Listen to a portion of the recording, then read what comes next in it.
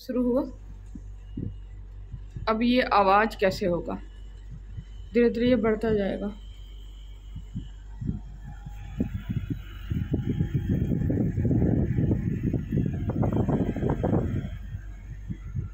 ये आवाज़ बहुत ज़्यादा बढ़ जाता है, इसका साउंड बहुत बढ़ जाता है।